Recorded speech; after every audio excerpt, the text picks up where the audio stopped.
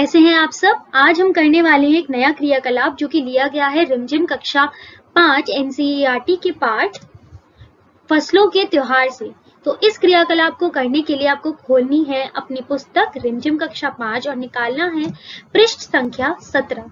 तो जरा देखते हैं कि हमें कौन सा प्रश्न आज करना है। आज हम करने वाले हैं अन्न के बारे में। तो आज हम कई अन्नों के बारे में शायद बात करेंगे।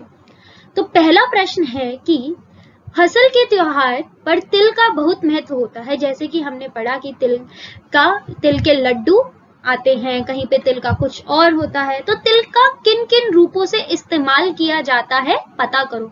तो हमें यह पता करना है कि तिल का किस किस तरीके से इस्तेमाल किया जाता है। और ख प्रश्न है कि क्या तुम जानती हो कि तिल से तेल बनता है और किन चीजों से तेल बनता है और कैसे। हो सके तो तेल की दुकान में जाकर पूछो। तो यह दो प्रश्न हमें आज करने हैं। तो चलते हैं पहले प्रश्न की ओर जो कि है फसल के त्योहार पर तिल का बहुत महत्व होता है। तिल का किन किन रूप में इस्तेमाल किया जाता है पता करो। तो यह है हमारा तिल और इनका किन किन चीजों पे इस्तेमाल किया जाता है, किन किन रूपों से। तो चलिए पढ़ते हैं इसका उत्तर। तिल का बहुत तरीकों से उपयोग किया जाता है। तिल का तेल निकाला जाता है जिसे खाना बनाने में प्रयोग करते हैं। जी हाँ, ये बात हमें मालूम है कि तिल का तेल निकाला जाता है।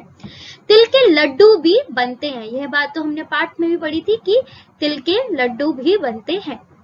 तिल सब्जी बनाते वक्त भी डाला जाता है। तो कई लोग सब्जी बनाते वक्त भी तिल डालते हैं।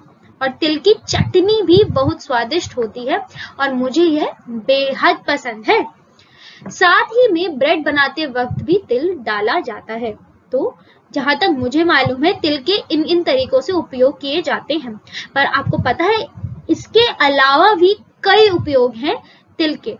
तो और कई तरीके से यह इस्तेमाल किया जाता है। तो अब आपको भी पता करना है कि तिल किन किन चीजों में इस्तेमाल किया जाता है।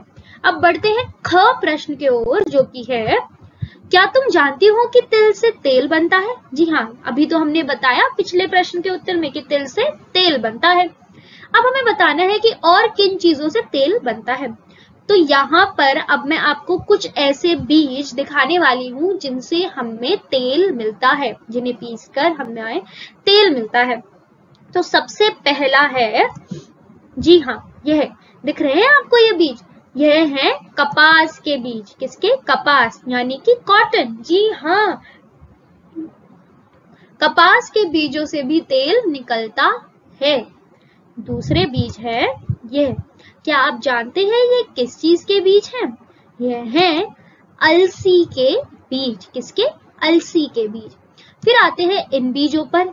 यह बीज तो आपने बहुत खाए होंगे। जब भी हम पूरियां बनाते हैं तो आटे में यह जरूर मिलाते हैं। और यह है अजवाइन। क्या है? अजवाइन। जी हाँ, अजवाइन का भी तेल निकाला जाता है। फिर आते हैं इन बीजों पर और यह बीज तो बड़े ही मशहूर है। ज्यादातर घरों में इन बीजों के तेल का ही इस्तेमाल किया जाता है। ये है सरसों के बीज। जी हाँ, सरसों के बीज। तो सरसों के बीज से निकलता है सरसों का तेल। फिर आते हैं इन बीजों पर। तो यह है इन बीजों का तेल तो बहुत घरों में उपयोग किया जाता है और यह है सोयाबीन के बीज। सोयाबीन बीज।